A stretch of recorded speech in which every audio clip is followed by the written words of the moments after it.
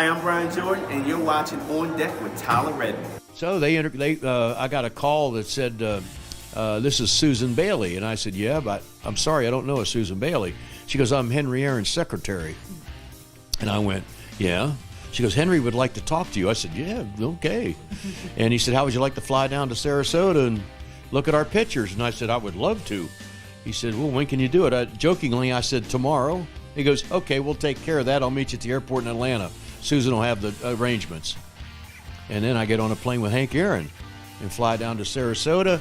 He offers me a job, and I said, well, what team do you want me to manage? He goes, no, he wants you to be a pitching coach. Hi, this is Phil Necro. You're watching On Deck with Tyler Redmond. Most guys throw it this way. Put the ball back in here, hands come around, and these two fingers come into the ball, and stiff wristed, no follow throw, and just a little up and goes in the bat. I hope there's no rotation on. The ball comes in there and doesn't bother. It doesn't never do the same thing twice. This is Kyle Wright, and you're watching On Deck with Tyler Redmond.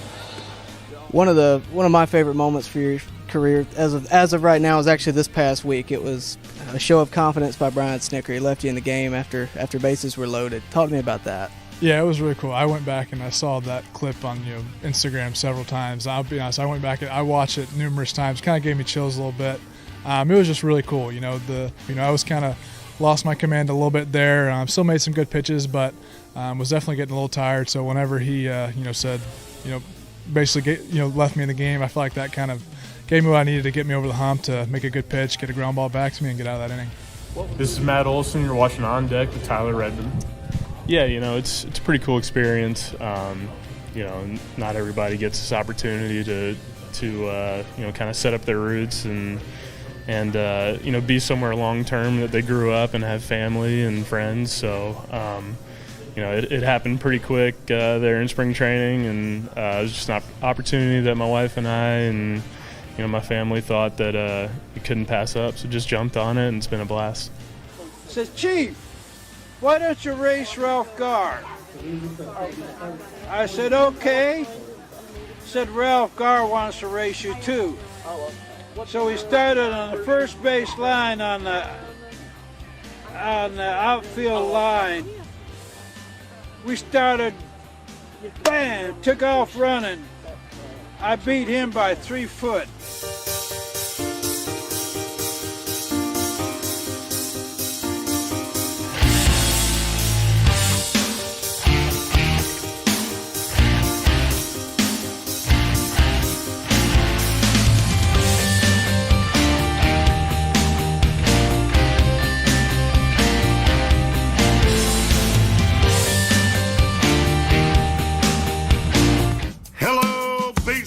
Fans, you're watching On Deck with Tyler Redmond. Welcome into On Deck as always. Thank you so much for checking out the channel. Really do appreciate it. While you're here, do me a favor, like this video, subscribe to this channel, and hit the bell for notifications so that you can stay up to date with everything going on here at On Deck and, of course, with your Atlanta Braves. Now, the Braves have had quite the day. Of course, on Monday, they lose a heartbreaking game to the Detroit Tigers. On Tuesday, we get rained out, and that sets up a doubleheader for today. So we got a lot to talk about. Number one, let's start with Game 1, which, of course, was started by Spencer Strider. And I know that's where a lot of this conversation is going to be headed tonight, is in the direction of Spencer Strider, what's going on with Strider, all the questions that are there. Here's what I'll say about today's appearance. He threw 5 innings, gave up 7 hits and 5 earned runs. Most of those in the first and second. He gave up, we'll start out. He gave up a homer to Torkelson in the first. He gave up a homer to Miguel Cabrera, the only homer that Miguel Cabrera has gotten this year. And in the second, he gave up another one to Haas. So really, I honestly immediately thought to myself, well, it seems to me like he's getting ambushed. Right? I mean, it seems to me like he's just getting ambushed. They're sitting on the fastball or the slider, and they're just waiting on it because, let's be real for a second, I've told you this before, Spencer Strider doesn't have a huge variety of pitches. That's not extremely abnormal. He's a young guy, and it's also just his style. You have the four-seam fastball, a slider, and 6% of the time a changeup. And that's not a figurative number. That's a legit number from Baseball Savant. 6% of the time he throws a changeup. So you're pretty much taking a 50-50 chance on any given swing. That being said, the first 3 homers, Torkelson, Cabrera, and Haas, were all on four-seam fastballs. Okay, if you look at the play-by-play on ESPN, you can find this out yourself. You can go through and you can see the counts. You can see the different sequences. They were all on four-seam fastballs.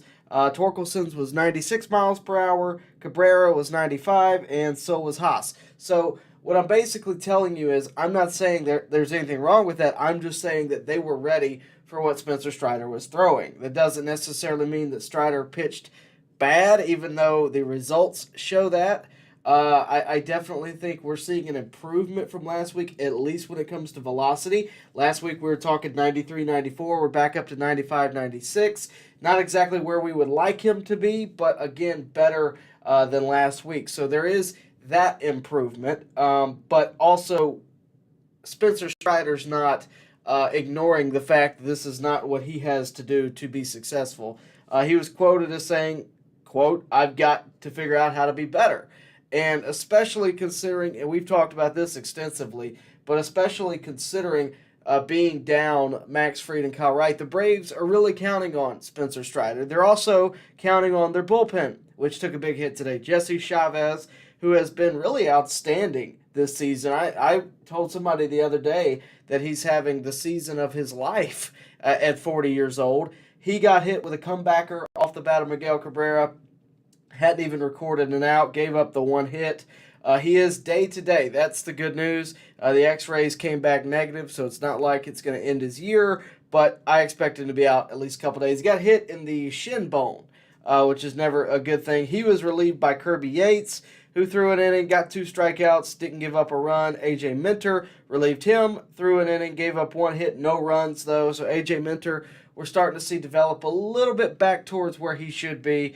Nick Anderson did not have a super great outing today, gave up 3 hits in 1 inning, and Raisel Iglesias did the same thing. They both gave up a run.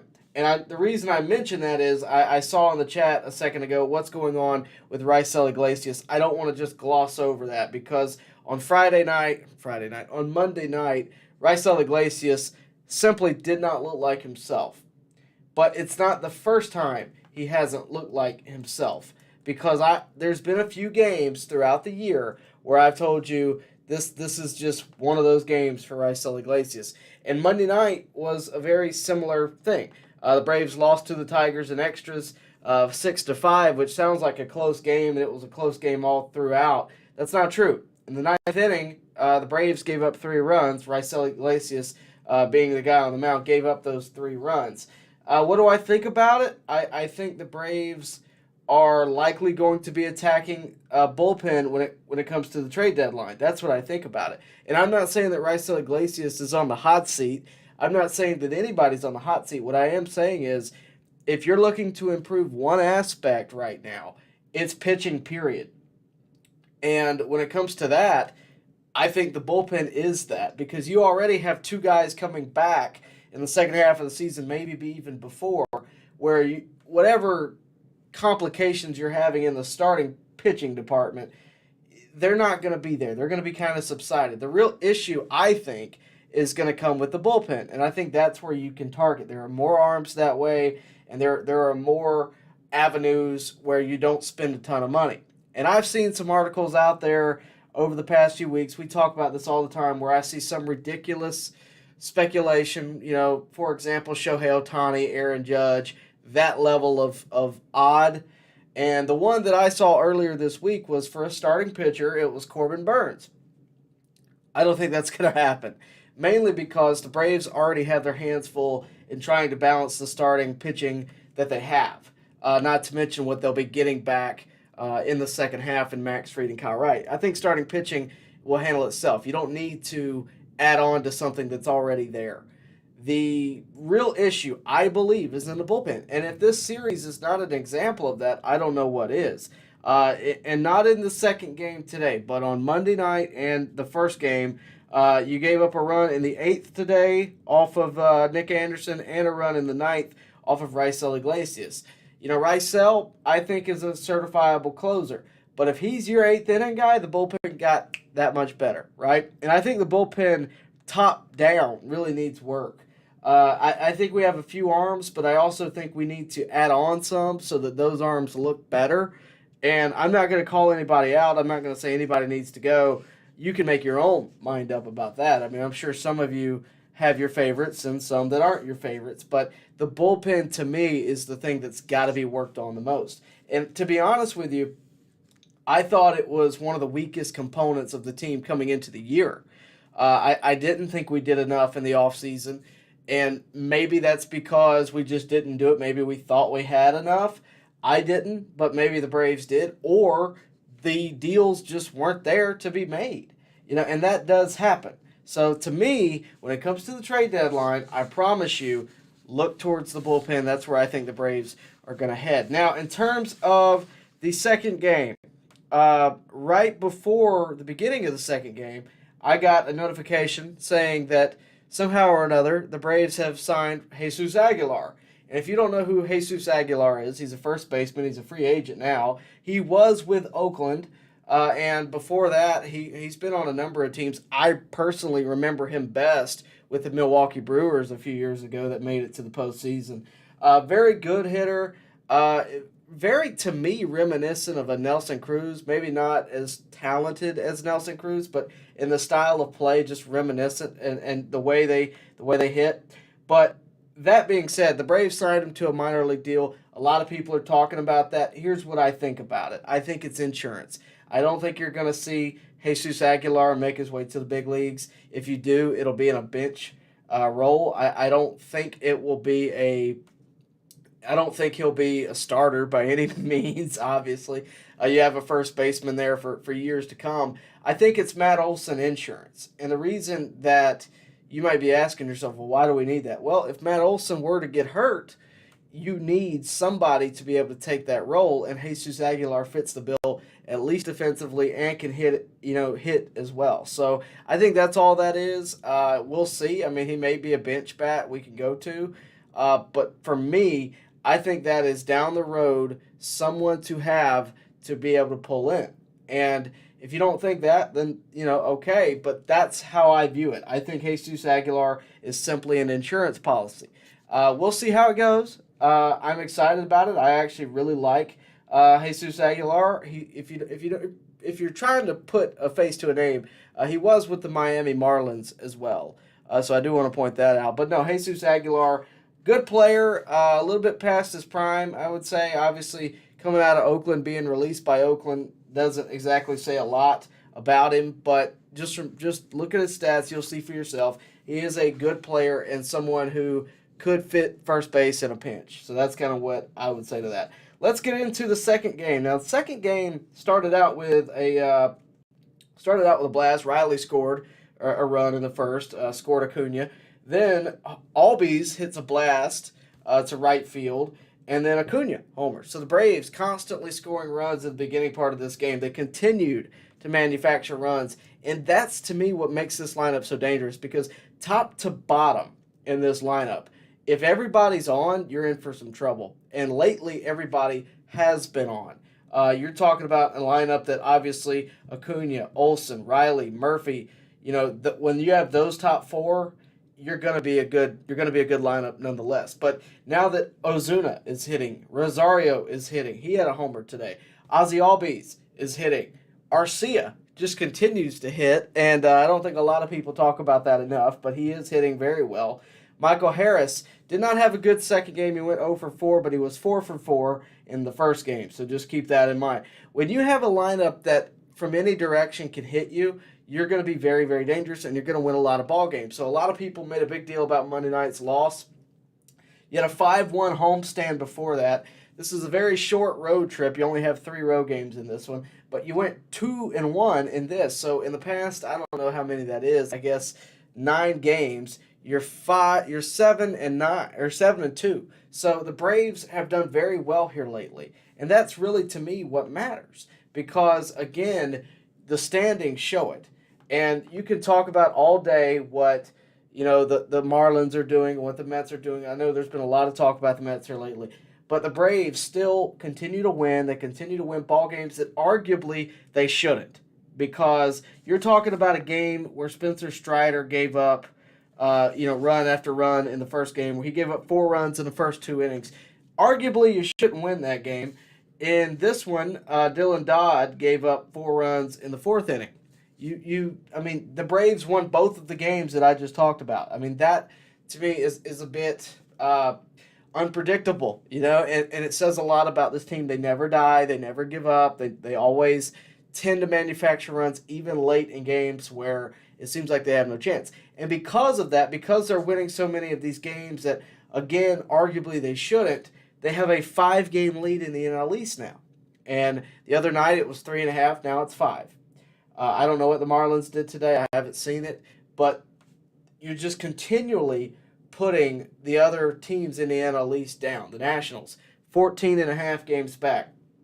The Phillies, who are in 3rd place, 8.5 games back. And if this is not just ironic and fulfilling for a Braves fan, the Mets are 10.5 games back. If you don't know the significance of that, you're not a Braves fan. The Mets are 10.5 games back, but more importantly right now, the Marlins are 5 games back and the Phillies are 8.5 games back. So want to see those numbers just continue to get bigger and continue to widen. The Braves are on a tear right now. There's no doubt about it. And we'll, of course, hope that they continue to do that. They pick up tomorrow back home in Atlanta. They face off against the Rockies in a 4-game set. The Rockies are not exactly having their best year. If you don't know, the Rockies are 29-40. That is a .420 win percentage, so take that for what you will. But the Rockies aren't having a very good year. They're 13 games back in their division, so this is a chance for the Braves to really make another one of these runs where they just continue to add on and continue to add on to that lead and make some of these other teams fall back. The bigger the lead that the Braves have at the All-Star break, the better. So we'll see how it goes, but that's kind of my takeaways from these games. And I know I talked a lot about the bullpen in the first game, and I need to highlight 2 guys that actually did very, very well in the second game. If I'm going to harp on the guys that didn't do enough in the first, I want to talk about the guys who went above and beyond in the second. Colin McHugh, through 3 innings, did not give up a run in the second game. He came in the 5th and all the way through, I guess, the 8th, up until Jimenez came in the 8th. He pitched and no run scored. Jimenez came in the 8th, threw 3 to 3 batters, nobody scored, and came back out and threw to 2 more, and then A.J. Minter finished off the game. But from the 5th inning through the 9th inning, there was not 1 run scored. They completely shut down the momentum that Dylan Dodd kind of gave the Tigers in the 4th. Again, they scored 4 runs in the 4th inning. The Braves' offense just continued to come back today. And that's what, it says a lot. When one component of this team isn't producing, the other is. And I think that does say a lot, and I think it'll continue to say a lot throughout this year. That is my takeaways from the day, though. There's a lot going on, whether it be who we're signing, whether it be who's not doing well, who is doing well. There's been a lot going on today, and I do want to talk about anything that you guys want to talk about. So remember, the chats are open. Super chats do get your priority, and of course, we will answer your question to the best of my ability. But please be patient. Again, I mentioned this in the chat, but I do want to just mention it for you to know. We are in the midst of a severe weather event, so please do know that. I'm safe. I'm fine, but just be aware if the power goes out or something like that, we do have a backup. So if the stream ends, don't go anywhere. Just wait on us. We'll be back. But yeah, a lot going on tonight, so just take that into consideration. I don't plan to go out anytime soon, but if it does, please be patient with us. Jamison Taylor tunes in tonight. Thank you for that. Go Braves. These games were awesome. They were. I'll give you that. And a lot of offense, and that's always fun. That's what they were trying to do, and they got rid of the shift, right? So we're starting to see the benefits of that. Good stuff. Says, I heard we signed Aguilar. Ozzy must be excited. Yeah, they get along pretty well. I think that's probably a reason. The Braves always make a big deal about this guy will fit in the clubhouse, this guy won't fit in the clubhouse, and Aguilar, I believe, will fit in the clubhouse perfectly. So we'll see. Let's see, Joe Mixon, a lot closer than I should be. I'm actually disappointed in a series that we won. Plus, Iglesias has me worried. But I think that's a great statement for where the Braves are right now. And just in terms of their, I guess, expectation. You're disappointed in a series that we won. Like, yes, I get it, but I completely understand it because we should have swept, right? If you look at Monday night, you had a 3 or 4 run lead in the 9th with your guy on the mound, Iglesias on the mound, and it just didn't go that way. But it's not the first time Iglesias has had appearances like that, not even this year. When he first came back, we saw a couple of those. But no, I can understand what you're saying, but I also think we have to kind of take the wins where they come. The Detroit Tigers are still a Major League Baseball team. They're still hard to beat, and the Braves were able to do it. So the fact that the Braves were able to respond coming out of Monday was, I think, very telling of what this team has in store for the rest of the season. Sushi, what a great name. Sushi says, what's up with Strider? Looking shaky for the past couple of outings. Yeah, I talked about that earlier. I'm sure you were here for it, but I'll be glad to kind of repurpose it. We have talked about this really over the past couple seasons because last year I had some concerns with Strider. Not in a bad way. He didn't show me anything bad, but I did have some concerns for his future. The reason being, with Strider, I worried because he was really a 2-pitch pitcher at the time. He only threw fastball, slider, occasionally a changeup, and that's still the case. I worried that we would have days like this where the lineup would just sit on fastball or sit on slider, mainly the fastball, and he would be kind of rendered ineffective. I also worried that because of the way he threw, I was worried that his career lifespan would not be long. I actually talked to Leo Mazzoni about that. That interview is on the channel, so go check that out. There's a shortened clip of that I need to go find. I'll put it in the chat for you. But I still do hold that concern to some degree. He proved me wrong in the short term. I thought for sure the league was going to figure him out, right, last year. This is last year. And it never really happened. He had some bad days. I remember one specific game with the Mets that really just didn't go his way. A lot of dinker hits. That's back when the Mets were the kings of BABIP. If you don't know what that is, that's batting average and balls in play. A lot of times they got hits on things that shouldn't have been hits, that kind of thing. And that's what really kind of got to him that day. But that was really the only time it ever seemed to be something that was like, oh man, this is a pressing problem. Now we're starting to see it more taking effect. He's starting every game. He's not new. The league is starting to figure him out. The same way that big league pitchers figure out young players that start out really good, like Austin Riley. If you remember when he first started, the league figured him out and he was rendered ineffective. I think that's a little of what we're seeing. I do worry about the velocity being down. We're used to being right around 100. Last week we were sitting at 93, 94, and occasional 95. Today we're at 95, 96, and occasional 97. So it's a good sign in the sense that it's going up, but it's also, why aren't you where you used to be, right? So I think there's some legitimate concern there, and it's some concern that I've had for a while.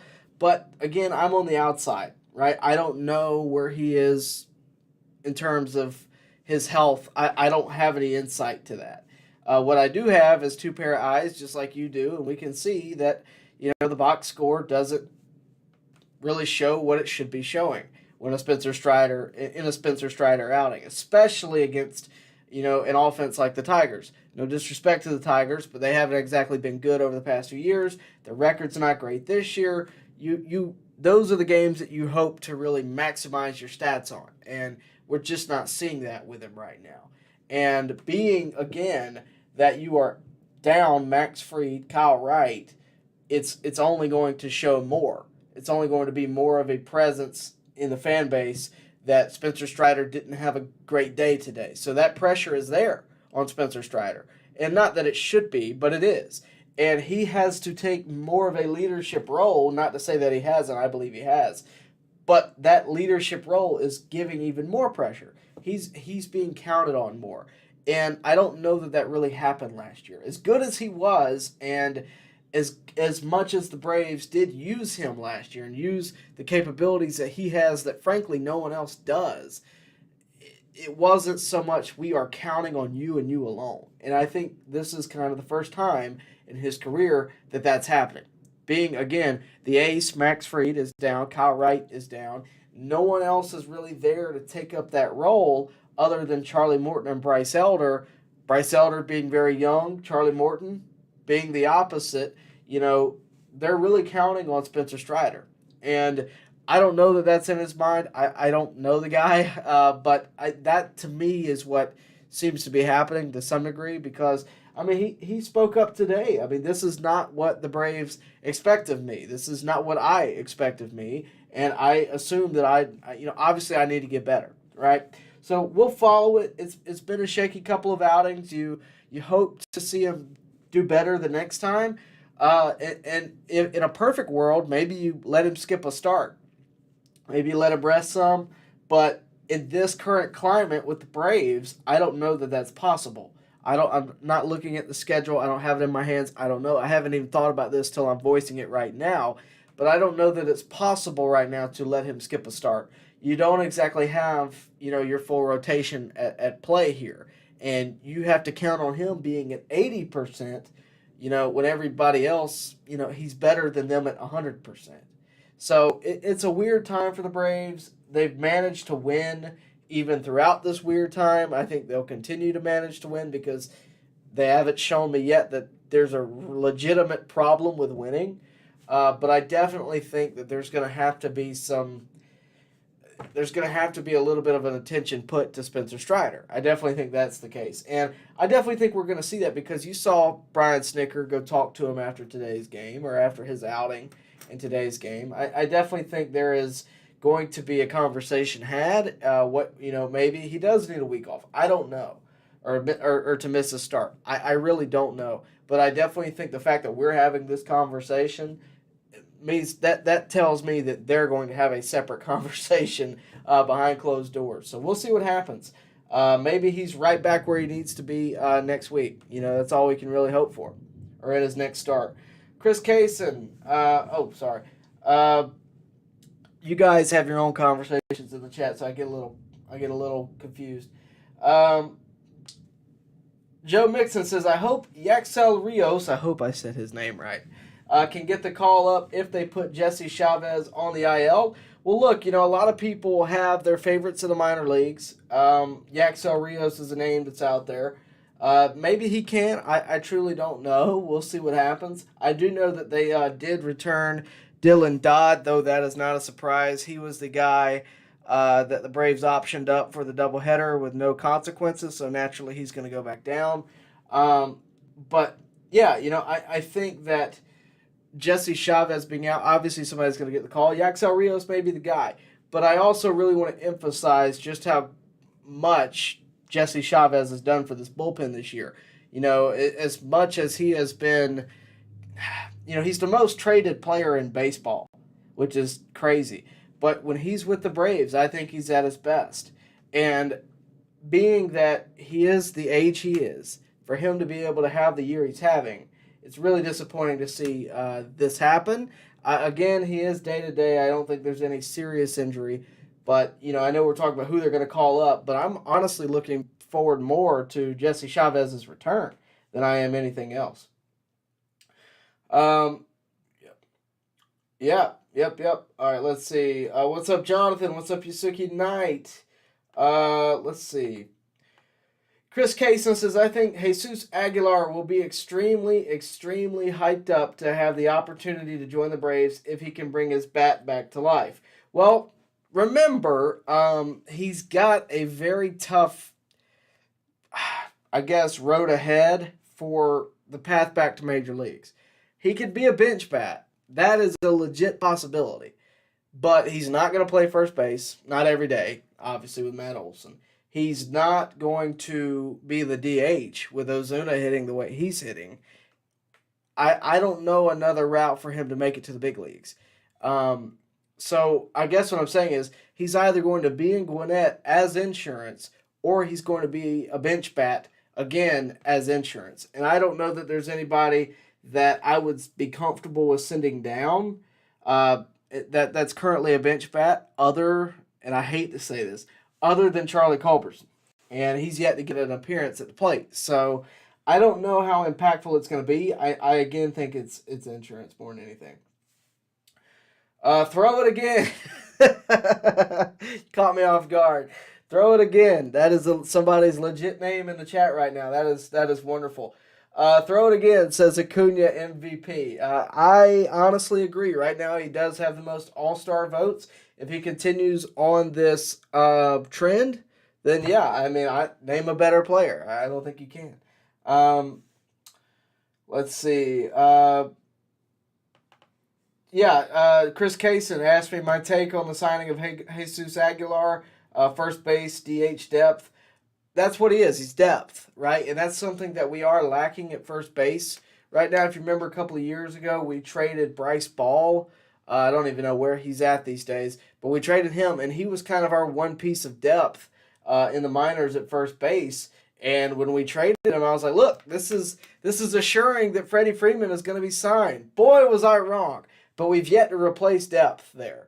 And now I think we're kind of getting back to that. It was probably pretty easy to get Aguilar to sign a contract with the Braves, I think, at this point. So, look, I'm happy to have him. Hopefully he can have some kind of impact, and we'll see what that is when it comes. Let's see. Vision Music Works brings up a very good point. She says, let's get our guys to the All-Star game. So if you haven't voted yet for your favorite players to make it to the All-Star game, you ought to go do that. I saw Orlando Arcia was in the top. Let's see where everybody's at. I saw Orlando Arcia was actually in the top voting, along with Acuna and I think a couple others. Let's see where we are. I don't know who's technically in right now. I can look at. I don't want to vote right now. Hang on a second. All-Star ballot update. Here we go.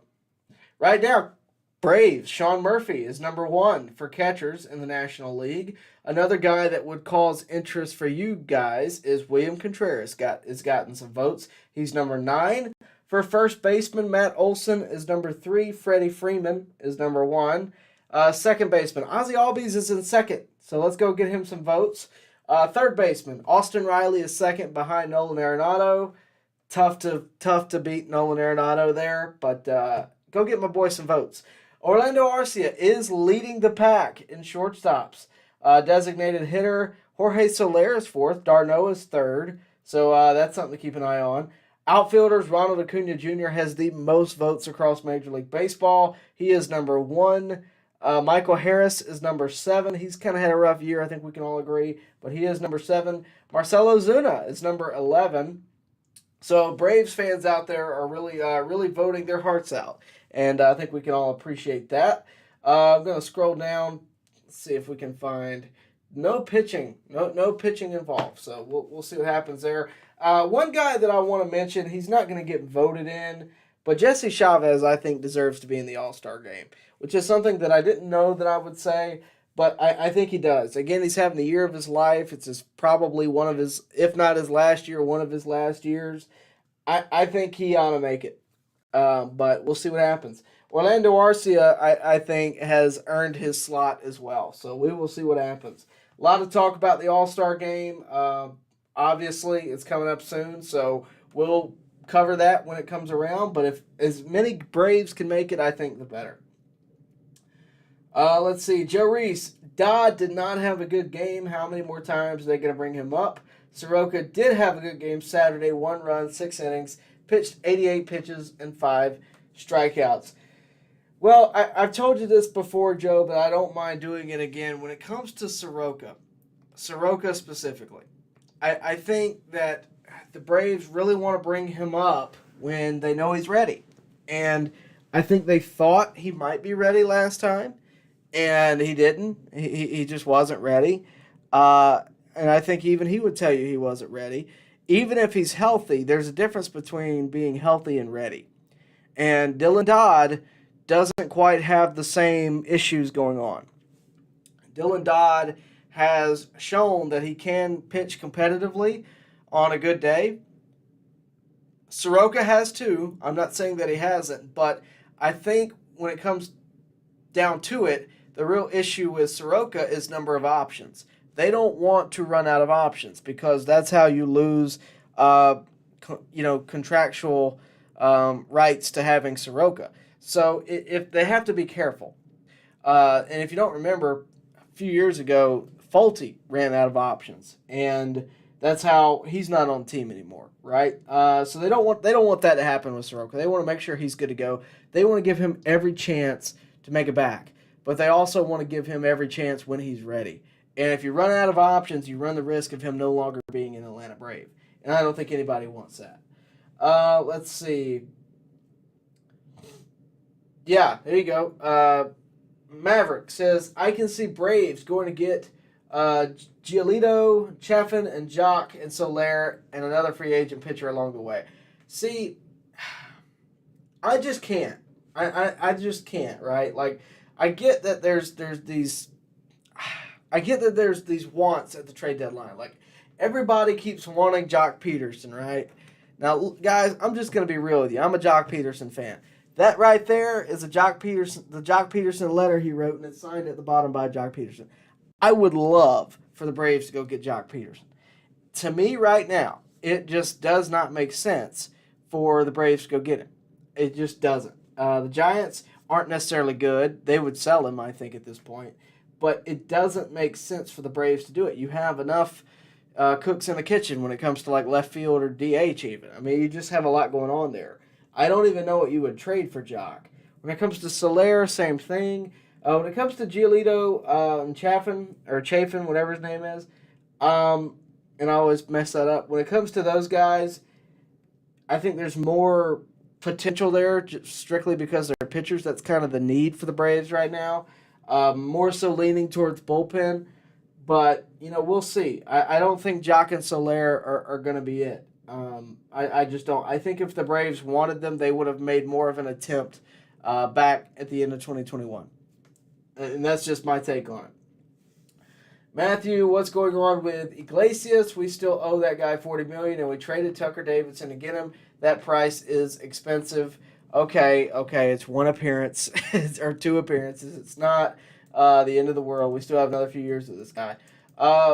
And just to make a point here, I'm going to pull up Tucker Davidson's stats. We did trade Tucker Davidson. I'll give you that. We traded Tucker Davidson. It was a big deal. Surprised some folks. But if you ask yourself, where would Tucker Davidson be right now with the Braves with a 6.48 ERA in the big leagues this year? I'm just saying it's not as big of a price as you might think. We got a guaranteed bullpen arm last year when we didn't have one, and he was our best bullpen arm last year. Does that mean that I don't think the Braves were hoping he would do better this year? Sure, I do. I definitely think that. But I also think he's got plenty of time to earn that keep. And I think he already kind of has in a lot of ways because he has been arguably our best bullpen arm this year. Jesse Chavez is in that conversation. Nick Anderson is in that conversation. There hasn't been one guy that's just been lights out. Rysel has been close to it. And you're going to have guys have bad appearances. It's just, the truth. I mean, you're not going to have a guy come out and throw perfect every time. Your starting pitchers don't come and throw perfect every time. You're just not as cognizant of it because they have 6 innings to turn it around. Relievers don't have that. If you don't have a good day, you simply didn't have a good day. If you don't have a good inning, you just didn't have a good day. I think that when it comes to Iglesias, we'll see his stats at the end of the year. They took a chance on him. It's a chance. You don't know how it's going to go. A lot of people used to give Kenley Jansen grief, and now he's having a great year with the Red Sox. So it's just, when it comes to relievers, your emotions are going to do this. It's a roller coaster, right? you can't be mad. You can't. How do I put this? You can't let yourself get mad every day or let yourself get happy every other day because it's gonna flip on you at some point. And you're not the only one that does this. My friends do this all the time. When it comes to relievers, it's very hot and cold a lot of times. It just is. Should it not be? Sure. But again, these are professional hitters. They're very good hitters. What's going on with Iglesias, I think, is his ability to throw the slider. The other night they talked about it. The slider wasn't hitting. I don't know how it was today. I didn't really pay attention to it, but the changeup was there. It was working. Slider was not. When you're down a pitch like that, it's really tough to put hitters away, and that's kind of what I've noticed. Let's see. Joe Mixon, I wouldn't mind getting a Aroldis Chapman from the Royals. He's throwing great. Yeah, he is throwing great. I do think a lot of teams will be in on him, but I definitely think he's possibly available. Does he fit the clubhouse? I don't know. That is a big deal for the Braves. But I think he'll fit any clubhouse that gets him out of Kansas City right now because Kansas City is officially the worst team in baseball. It's the worst team in baseball. They have beaten out the Oakland Athletics, if you can believe that. The Oakland Athletics, I don't know if they've played today or not, but they are the most recent team to have the longest winning streak in Major League Baseball with 6 games. So credit to the Oakland Athletics and credit to their fans for that reverse boycott the other night. Sorry, my tongue was getting twisted. Let's see. Chris Kaysen, teams would take a look at a trade package with Ozuna with his recent performance if it continues into the All-Star break, in my opinion. But if that happens, do you really want Ozuna gone? I mean, if you're honest with yourself, do you really want Ozuna gone? Because I would have told you 6 months ago, take him. If you give me a legit trade package for Marcell Ozuna, if you give me somebody that's actually going to benefit my team in some way, take him. But Marcell Ozuna has meant so much to this team this year. I mean, really. I mean, when everybody else wasn't hitting, somehow or another he was. When Michael Harris couldn't hit his way out of a paper bag, it was Marcell Ozuna that got him out of that. So I'm not as comfortable saying that I want Ozuna gone anymore. If it happens, again, you won't hear a complaint out of me, but I don't know that that's really where I'm at. And if you're going to trade anything, I think I look at those shortstop prospects. Orlando Arcia has the most votes for all-star shortstop in the National League right now. I mean, the guy has been that guy. And to be honest with you, I think he fits the clubhouse better than Dansby does. That'll be a hot take for you. Or Dansby did, rather. I think ultimately, if I'm trading anybody, you're talking prospects and you're talking those shortstop prospects primarily. Maybe pitching prospects if you have them. But that I'm not touching the team chemistry. I don't think I'm messing with that. I could be wrong, but I don't think I'm messing with that. Guys, remember to do me a favor. Do like the video, subscribe to the channel if you haven't already, and of course, hit the bell for notifications so that you can stay updated when we go live, and of course, what's going on with your Atlanta Braves. Also, do remember, Super Chats do get your priority and put you first in line in the comment section. And again, thank you all for tuning in right now. Really do appreciate it. Let's see. Jake Hobby, he kind of echoes me. He says, I don't think I want Ozuna gone anymore, especially with how good he's been and track record of former Braves crushing us. Well, I actually brought this up a few months ago because a lot of people were on the let's get rid of Ozuna. Just DFA him. Just get rid of him. And I wasn't necessarily on that train because you still owe the man a lot of money. But I was under the, if we can trade him, now may be the time. But I also brought up the fact that it's really going to stink when Marcell Ozuna goes to the Mets or goes to the Marlins or goes to whoever, and the next time he faces is absolutely killing us. Or maybe it's not even a direct impact. Or he goes to the Los Angeles Angels and is hitting like an MVP again. You're going to regret it because you're going to pay him to do it, right? That's the give and take there. So, no, I'm not necessarily for trading Ozuna anymore. I think his image has improved a lot. I think his hitting has improved a lot. And we're not sticking him in the field, so that has naturally improved a lot. But no, I don't think I want him gone anymore. But we'll see what happens. Let's see. Matthew does say, if teams want Ozuna, I say trade him. I would rather spend $19 million on someone else next season. If you trade him, I would be more for it. I don't think the DFA thing is an option, especially at this point. That was an option for a lot of people a couple of months ago. Now that he is hitting like this, I mean, you're talking about a legit possibility that the Braves could trade him. But I also don't think they will. I could be wrong, but I don't think they will. I think they're gonna roll with it, and I don't think that's where we're gonna be. Charles Pruitt says, "What is the latest on Max Fried?" I'll be honest with you, I don't know, but I can do a quick Google for you. I know he's coming back right around the All-Star break. That's from what I remember. Brian Snicker commented on Max Fried and Dylan Lee's injury. Let's see. Okay, the earliest he can return to the majors is July 5th, so he's still got around 20 days-ish, maybe a little more. But it seems possible we will see him activated for a rehab start before then. So you're looking around July 5th, give or take, for Fried. For Kyle Wright, it's going to be a little longer. I don't have a specific date. I don't think the Braves have a specific date for you right now. But the earliest that Max Fried can return is July 5th. That's because he is on the 60-day IL.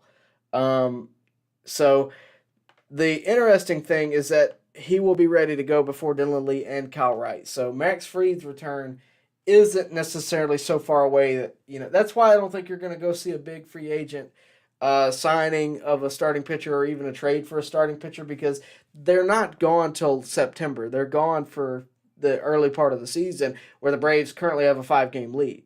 I just don't think it's going to happen. Let's see.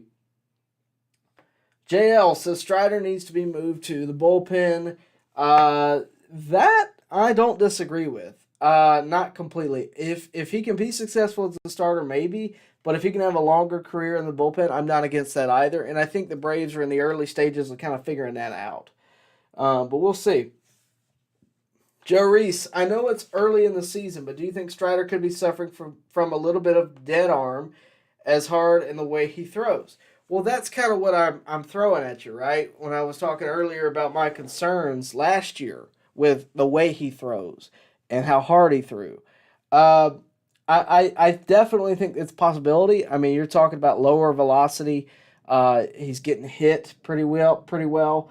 It's certainly a possibility. I don't want to say yes to that just because, again, I'm not a doctor on the squad. I don't know what's going on. I don't have insight to that. But I definitely think you're talking about a possibility there. And maybe he needs to miss a start. I don't know. But the numbers don't lie. I mean, you're sitting at 96, 95 today. You're sitting at 94 last week. It's not the 101 that we saw last year. And that's just the fact. Let's see. Leary. Oh, sorry. I got my thing refreshed. Hang on just a second. Let me see if I can find you. A lot of you guys being active in the chat tonight. Really do appreciate it. And, again, remember to like the video. Leary says, Chavez, x-rays, and further imaging have all returned negative. He is considered day-to-day. Yep. We'll see. I don't know if he'll be put on the IL or not. Riley Keeney says, back on the streams again. Man, where have you been? We've been here. I didn't go anywhere. We've been here. We've been doing these every week. You need to turn on your notifications, man. We gotta have you showing up. Matthew says, can you believe that Travis d'Arnaud is top 3 in All-Star voting for NLDH? Is it me, or does Ozuna deserve to be higher than d'Arnaud at DH this year? Yeah. But remember, it's a popularity contest also. Ozuna is 11th when it comes to outfielders, but he's not an outfielder this year, so I don't know what the science is behind that. We'll see. I don't know. For me, I would say I would agree with you. I would honestly really agree with you, but d'Arnaud is also pretty popular, more so than Ozuna has been in the past few years. So you may be dealing with that. You may be dealing with the fact that Ozuna is in the outfield category and not in the DH category. I don't know what's going on with that. It's very weird. But I don't work for MLB, so take it up with them, I guess. Yeah, Riley, good to have you back, man. Really do appreciate it. And by the way, Riley, I don't know if you were here when this was kind of a thing that I was really introducing, but Shop on Deck is a thing now. So if you want an On Deck t-shirt, go get it. Also, we do have some other things to promote, and I almost forgot. I'm glad I didn't. And these are something that I'm honestly very excited to promote. You all know that I have been promoting FOCO bobbleheads all season long. They are good friends of mine, and they have some new bobbleheads, starting out with this blooper bobblehead. And this is actually one of my favorites that they have. So it sits on this baseball base, and if you lift it, it's magnetic, and it sits on a mini Truist Park. This is actually being sold right now. The link down below. If you use it, you can get 10% off, so make sure you do that. The code is on deck 10. On deck 10, so make sure you use that code. But there's more to choose from. You have a rookie, Jared Schuster bobblehead that I would advise you to go get now. These are going fast. Again, the link is down below. FOCO bobbleheads. They are a leading manufacturer in sports and entertainment merchandise, celebrating more than 20 years in the industry. They have an always growing product lines, which of course we see on the regular thanks to their sponsorship of the show. Remember, the Jared Schuster bobblehead is selling now. The blooper bobblehead is selling now, along with my favorite of their new additions, and that's this one, a then and now bobblehead of Hank Aaron and Ronald Acuna Jr. The Hank Aaron side is black and white. The Ronald Acuna Jr. side is in color. Hank Aaron is in front of Fulton County Stadium, where he, of course, broke Babe Ruth's home run record. Ronald Acuna is in front of Truist Park, where he, of course, is looking to break all kinds of records. So, again, our friends at FOCO have all of these new bobbleheads. Go check them out. They also have all kinds of Braves memorabilia, Braves items on their website. There is down below. And again, the code to get a 10% discount is on deck 10. Use it. I promise you, you won't regret it. But at least go give them a look down at the link below. Go give that a look. You won't regret it. They got all kinds of stuff for you. So I really do appreciate it. And again, thank you guys for tuning in tonight. Let's see what we got here. Leary, if it came down to it, hey Tyler, if the Padres keep underperforming the way they currently are by the deadline, do you think we stand a chance at grabbing Josh? Let me look him up. Hang on a second. While I talk about that, while I look this up, rather, I'm going to talk about this. When it comes to the Padres are kind of in a make or break state right now. Like, if they continue on the downward trend that they are, I mean, I think they could be sellers, or they could be all in if they stay kind of where they are right now. If they go down, then yeah, I think they're sellers.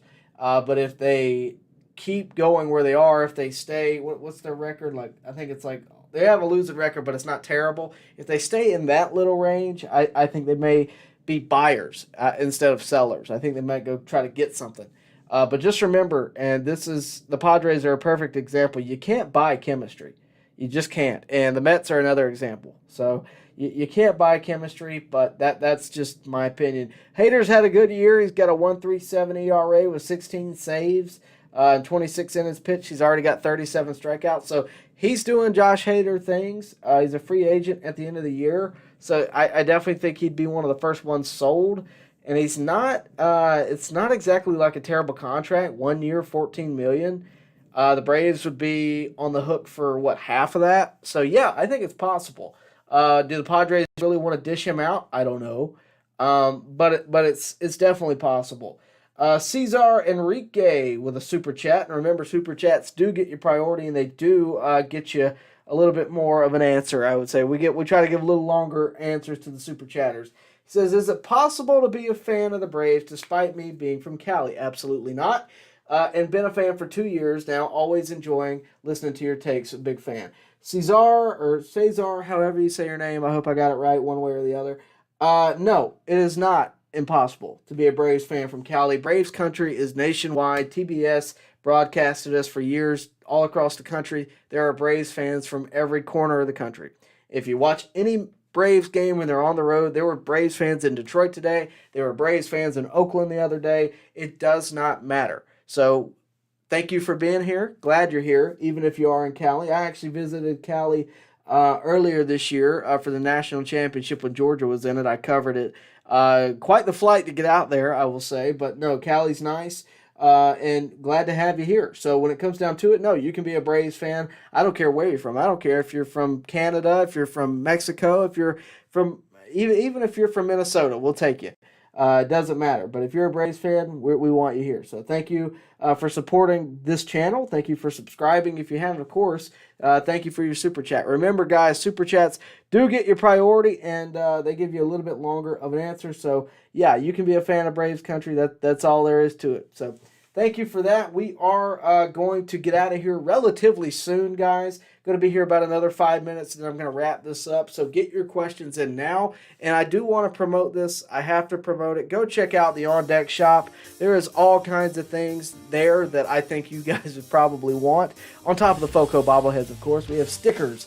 We have pennants. We have hoodies. We have hats. We have all kinds of things with the On Deck logo on it. If you want to support the channel, this is the way to do it. I really would appreciate it. Of course, wear it to the ballpark. If you see me and you're wearing this, we're officially best friends. That's all that matters. There's water bottles. There's all kinds of stuff.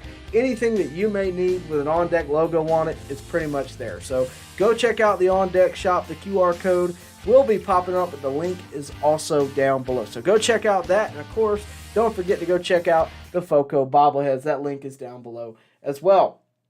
Vo from the 518, he says he's from upstate New York, which means you're right around Cooperstown, which I've been to a couple of times. Cooperstown, if you've never been to Cooperstown and you're a watcher of this channel, you really ought to go. Cooperstown is like, the way I'd like to describe it, it's like Mayberry. If you've ever watched the old Andy Griffith show, it's like Mayberry, but for baseball. It's not just the Hall of Fame. The whole town is baseball, and it's great. It's a great place to go. The Hall of Fame is wonderful. I actually have a video somewhere deep in the archives of this channel where I actually got the opportunity to film the Hall of Fame and interview one of the guys that runs it, and it's a great place to go. I would recommend it to any baseball fan. I'd recommend it to anybody, period. But upstate New York is a beautiful place in the country, and I would recommend anybody go. Yeah, and if you haven't been to the Cooperstown, Vo, you're missing out in your home state. Joe Mixon says if you spend $250+ million and you sell at the deadline, when the whole managerial staff and front office should be fired immediately. You know, I don't disagree with you, but the problem isn't always the manager or the front office. Sometimes it's the owner, and I just want to put that out there. The Braves are blessed to have some of the best coaching staff out there. They really are. But they're also blessed in having some of the best front office folks, right? The owner is kind of hands-off, right? Liberty Media, as much grief as we give them, they're hands-off. They don't really interfere. When it comes down to it, it's Alex Anthopoulos' partnership with Brian Snitker and the coaching staff and the players, of course, that makes this work, right? If you really want to laugh, don't laugh at the Padres. Laugh at the Mets. The Mets are certifiably just, it's wonderful. I don't know how they've done it, honestly, because they have the biggest payroll in Major League Baseball, yet they sit 10.5 games back in the division, which is hilarious in itself, by the way, just for the last year. But I don't understand how you've done it, because you went out and you took a chance on not one, but two aging starting pitchers who were once great, who are both not having the years that they should have been. In fact, I'm going to look up their stats right now and just talk about this. You're paying Max Scherzer 2 years, $86 million. He is signed through the end of this year. He has a 4.45 ERA, okay, but you're averaging $43 million a year. So you're paying Verlander right around the same thing. I just want you to think about what you could buy off the Braves roster with, $86 million in one season. Just think about what you could buy off the roster. You could buy Acuna, Albies, Strider, Riley, Sean Murphy, Kyle Wright, Travis d'Arnaud, Ozuna probably, Michael Harris. You could buy pretty much the entire starting lineup with $86 million. That's the difference. So you can have all the money in the world, but when you're spending it non-responsibly, it's not going to pay off. The Braves, on the other hand, have a winning culture, have I would just say a good-natured culture. They don't have that, how do I put this? If you know who Frank Fleming is, you'll understand what I'm saying. They don't have a toxic fan base where every little thing is the worst thing in the world. And they have a front office that knows how the team should operate. And it's not just this year. They've done this for decades. I mean, they don't try to change everything, right? When you enter an organization and you walk in and you go, okay, we're going to make this great in a year. It doesn't work like that. And I remember the Phillies did the same thing a couple of years ago. Their owner was quoted as saying, we're going to spend stupid money. I will never let them live that down. Because they did. Now, granted, they made it to a World Series, but their organization does not win like the Braves do. You can spend all the money in the world. You can go get whoever you want. You cannot buy chemistry. Period. Let's see. Riley Keeney says, tough time to be a Boston sports fan for me right now. Look, if you're a Boston fan, Riley, I know you're a Braves guy. That's wonderful. I'm actually a bit of a Red Sox guy. I'm not going to lie to you. That would be, if I had an American League team, that would probably be it. I loved Big Papi growing up. I actually have a ball up there signed by him. I have a Johnny Gomes game-used bat out there because I really like Johnny Gomes. Also a former Brave, for the record. But I really like Johnny Gomes and just the way. I'm a baseball fan, really, when it comes down to it. But the Braves are my team, no doubt about that. But I am a baseball fan. I think David Ortiz is probably the most clutch hitter of all time. I don't think there's any debate there. So when it comes to Boston fans, I can identify with you much more than I can a New York fan. I will say that. Yeah, tough time for you, hate it for you, but it'll get better. Johnny T with a super chat. Do you have a recommended site to buy Braves memorabilia? I don't. What I would tell you is this, Johnny T. I don't know where you're from, so put that in here. But if you ever get to Atlanta, there is only one place that I truly recommend, and that is BP Sports. I'm going to actually write it down. So you know what? I'll put it in the chat for you. BP Sports. I'll even give you the address. That is the only place. It's up in Marietta. That is the only place that I would really recommend, honestly. They have good deals. They're fair. They have treated me great over the years. BP Sports, Canton Road, Marietta. There's some sites out there, but when you're talking about selling over the internet, it gets really gets questionable because you don't know what you're going to really receive. And if you're making a big purchase, I never like to do those, unless it's face-to-face. So I'm just telling you that's where I would go. Let me see. Chris Kaysen says, correct. The Mets took a chance on 2 aging pitchers. They didn't bother to hedge their bet with one young ace pitcher and one proven aging pitcher. Well, they also didn't sign Correa, which they didn't make that mistake, I guess. But it's just amazing. It's amazing. That's all I can really say about it. Keeney says, the Red Sox aren't doing great, but have the players, Celtics and Bruins, just blew it straight up, and we're hoping for the Patriots to step up. It's going to be, hey, look, you guys have had a great run in the early part of my life. In Boston, I mean, Tom Brady, David Ortiz, you can't really beat it. In terms of the Celtics and Bruins, maybe next year, right? That's all we can really say. Leary says, Rosario's contract runs out at the end of the year, but we have a club option for $8 million for him. Knowing that, what, if any, moves do you think we can make to upgrade left field this deadline? I don't think we make any. I really don't. I don't have a move ready to go for you. If I did, it would be Jock Peterson, if I'm honest. But I don't think the Braves are in the market for left field. I think they're in the market for bullpen. I mean, look at what Rosario's done in the past month or so. Forget this week. I mean, he had a homer today, but forget that. He's really improved. And to be honest with you, you have so many guys that fit that bill that can play left field defensively, and you have enough bats in the offense. I just don't think you need it. If you were going to improve it would honestly only be Jock Peterson for me. I'm not going to say it would only be. Let me rephrase. Jock Peterson will be my number one. Aside from that, there are other guys out there, but I don't think the Braves are going to do that. I would just be very, very, very surprised. But I could be wrong. I've been wrong before. Also, guys, please do me a favor and like the video. It really does help me get this out there and get this to other Braves fans and help the channel grow. If you like the channel, other people might like the channel, and liking the video is the only way to get it to them. So I really do appreciate you. Matthew Brittingham says, hey, Tyler, Joe Mixon makes a great point. Shouldn't the Braves owner, a media company, buy a channel like TBS and put the Braves on national TV again? It helps the team so much.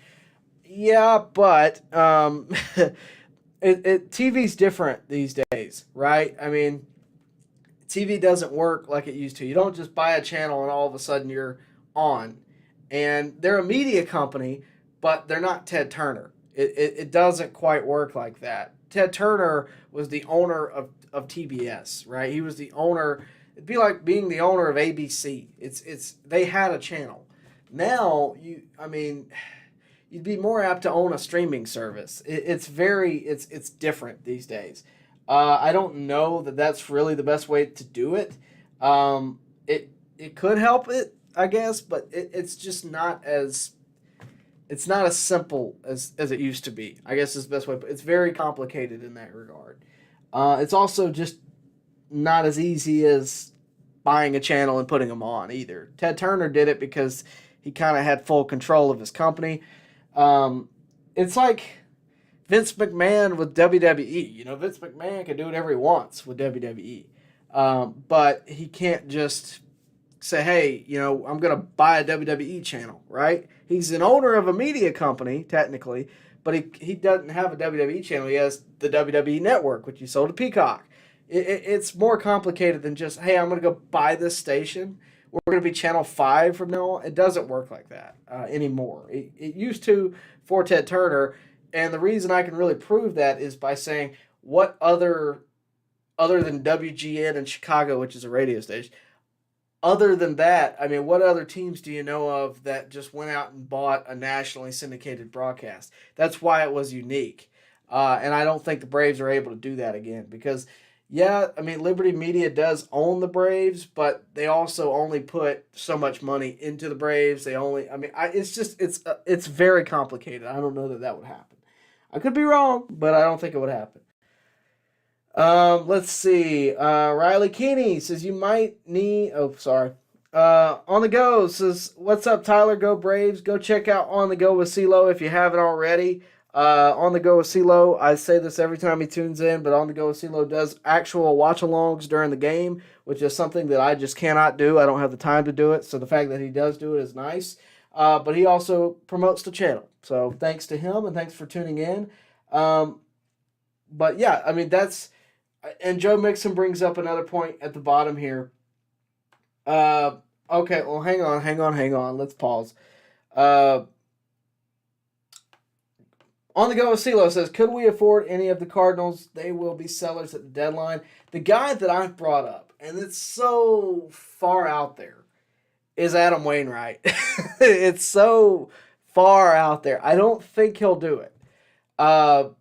But he would almost help the Cardinals in a way because if he gets traded, and I don't even know what his stats are looking like this year, so before I do that, I should probably look that up. I'm going purely off what I know Adam Wainwright to be. He's got a 5.79 ERA. He's on a terrible team this year. I don't know that this would happen, but it could help your starting pitching. But there are other guys on the Cardinals. The issue is all the guys that I'd want are the young guys. And we don't need Contreras, so it's difficult. I don't know that they're going to get rid of any of their young guys. I think, if anything, you may be able to get some of them from the bullpen. I'm not educated on it. That's always something I kind of look at more towards the trade deadline, and we're getting close, so I need to put a video together on that. But I wish I could give you a better answer. But I did hint at Adam Wainwright earlier this year. That was when starting pitching was at an all-time low. But now it's more like I don't think that's what they'll be looking for. Joe Mixon, this will be the last one of the night unless somebody super chats. Joe Mixon says, I think the Braves should offer its own streaming service for Braves fans next season. Well, there is not a Braves streaming service. There is a Bally streaming service. It's through a cable provider. I think you can even pay for Bally. The problem is the Braves are not always on Bally. And the way Major League Baseball is, it's honestly the dumbest thing ever. There's teams that are owned by different broadcasting services, or they have the rights to them. The Yes Network for the Yankees. I mean, stuff like that where there's blackout games. I think if you pay $150 to see every game, you should get every game. That's how I view it. And I think that's how most baseball fans view it. I think that's how most people in baseball view it. The problem is the people that have those rights aren't just going to give them up. But that's, to me, what sets baseball back from football. It's what sets baseball back from the NBA. And if you don't believe me, it's all about accessibility. Why would you want to block accessibility to your product? Is it really going to, I mean, I don't understand that, and I never will. But that, to me, is what I think is the issue. Because if more fans could get their hands on the game every day, you're causing a generational, lapse, because there's a whole generation of fans that are my age who don't watch baseball because it was so hard to keep track. And I think that's a legit problem. I really do. And I'm going to go on a whole rant if I don't just stop now. But no, I really think that ultimately it's if the Braves were able to do that, it'd be great. But I think all 30 teams are going to have to do something like that, and I don't know that they will. There's too much money involved. I did want to mention one more thing before I get out of here because I'm almost gone. Johnny T commented earlier. He also super chatted earlier. He says that he is from Georgia, stationed in Hawaii. Johnny T, whenever you come home, go to BP Sports in Marietta. I promise you, there is not a better deal out there than there. Also, thank you for your service, because I wanted to mention that as well. I don't know what branch you're in, but thank you for your service. We really do appreciate that and appreciate everything you're doing for us. That all being said, thank you guys for watching. We will see you next time right here at On Deck. And, of course, remember to like the video, subscribe to the channel, and hit the bell for notifications so that you can stay up to date with everything going on here at On Deck. And, of course, thank you for watching. We'll see you next time right here at On Deck. Baseball fans, make sure you like and share this video and subscribe to this channel. As always, thank you for your support.